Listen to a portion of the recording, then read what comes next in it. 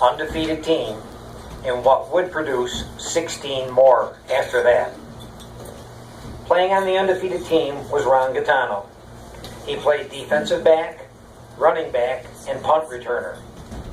Ron would help his team put up 184 points on offense and allowed only 7 points for the entire season to win the Mid-State Conference championship.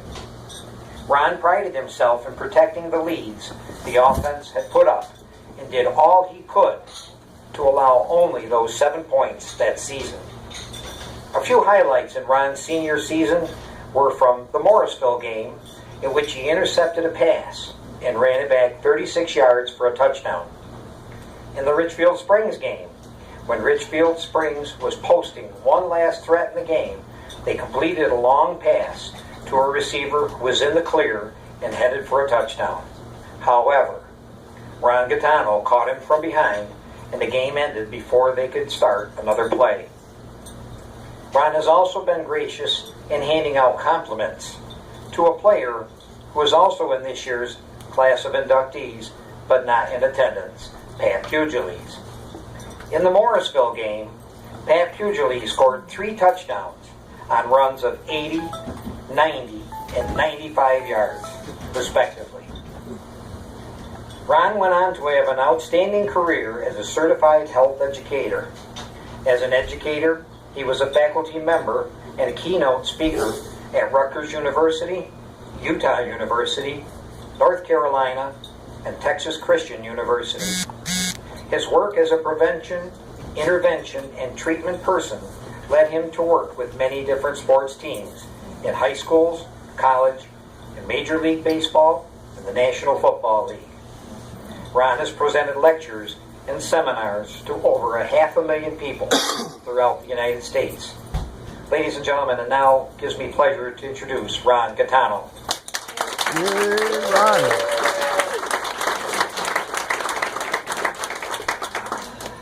I got a wife too. Her note says keep it short. Stan asked me if I could go back a little bit. It's nice being the oldest one here to tell you how it all began. He very quickly said there was something called World War II. I really want to just emphasize on something called character. We were on that first undefeated team, the 1950 team, and for years I've always said every one of those members should have gone in. They were that good. And a lot of the younger kids on that team are already in your Hall of Fame. Stan has been quoting somebody named Vince Lombardi, some Italian guy. Chefs don't play so well. But if you play for Bill Biden, I'm sure Jerry too, they had these nice ways of telling you things.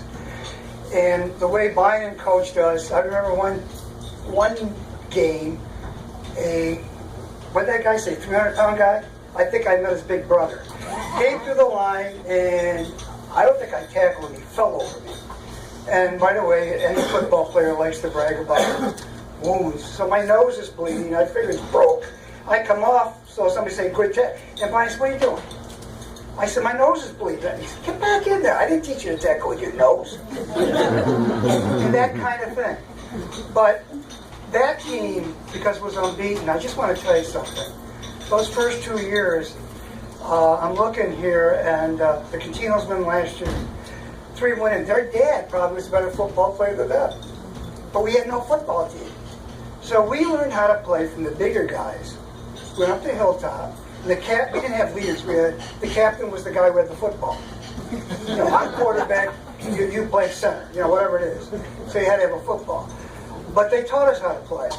And when football started, they gave us uniforms. Whoever heard of playing football with?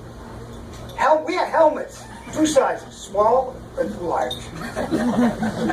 Some of you guys wearing these jackets today, your shoulder pads in there are bigger than what we had. That's how we started. But it was a team that had character. We were known as the Slipper Towners then. Yearbook with the Slipper Towners.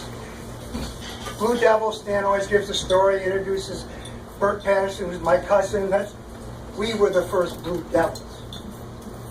Because the team that went before that The write-ups didn't look good. The Slipper Town boys, better be the Blue Devil team, you know? So we were the first Blue Devils. And let me just tell you, over the years, and places like this were like to discuss who was the better ball player, who was the best. All of you were the best. All of you were. Because from that very point to now, somebody once said, characters, the habits, and behavior that shape your life and define who you are. I've never gone to a Dolgeville game and been ashamed of a Dolgeville player. Put that jersey on. You're a target. And you never apologize. I'm grateful for my family for being here. I'm grateful to be part of you. Thank you.